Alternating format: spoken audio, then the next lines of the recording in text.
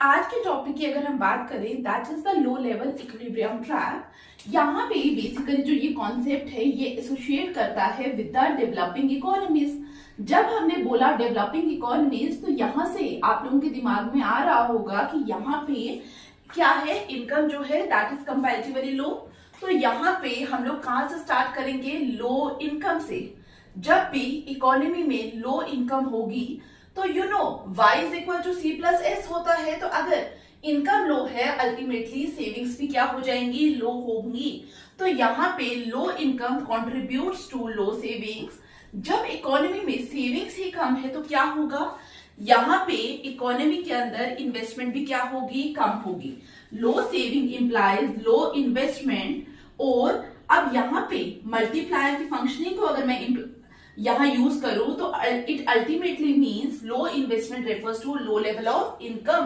तो ये जो पूरा साइकिल है जहां से हमने स्टार्ट किया हम वहीं पे आए, ये हमें बताता है लो लेवल ऑफ इक्विलिब्रियम ट्रैप। ठीक है, लो लेवल इक्विलिब्रियम ट्रैप। अब यहाँ पे ये जो सारा प्रॉब्लम है, प्रॉब्लम किसका है कि इनकम लो है।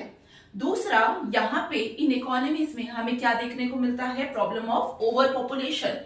अब जब ओवर पॉपुलेशन की प्रॉब्लम होगी तो हमारे पास जो कैपिटल है, ठीक है, वो तो लिमिटेड है डेवलपिंग इकोनॉमीज में। तो अल्टीमेटली जो कैपिटल डिवाइडेड बाय लेबर की रेशियो है वो क्या करेगी? फॉल करेगी। क्यों फॉल करेगी? बिकॉज लेबर क्या होगा? लेबर इंक्रीज कर रहा है बिकॉज बहुत ज्यादा पॉपुलेशन है, ओवर पॉपुलेशन है। तो K/L जैसे ही फॉल करेगा तो आपका डेल्टा O अपॉन O मतलब ग्रोथ रेट ऑफ आउटपुट जो है वो भी क्या करेगा? फॉल करेगा। अगर आपका growth rate of output fall करेगा तो आप लोग समझ पा रहे होंगे कि यहाँ पे हमारी प्रोडक्शन इंपैक्ट कर रही है। जब हमारी प्रोडक्शन इंपैक्ट कर रही है तो अल्टीमेटली हमारी जो इनकम है वो इंपैक्ट कर रही है। तो ये जो पूरा साइकिल है इसी को हम लोग क्या कहते हैं? It is known as low level equilibrium trap. Clear? I hope आपको समझ आया हो। अगर आपको लगता है ये इस वीडियो से आपको वैल्यू मिलती है तो please like share subscribe and comment. Thank you. See you in the next class.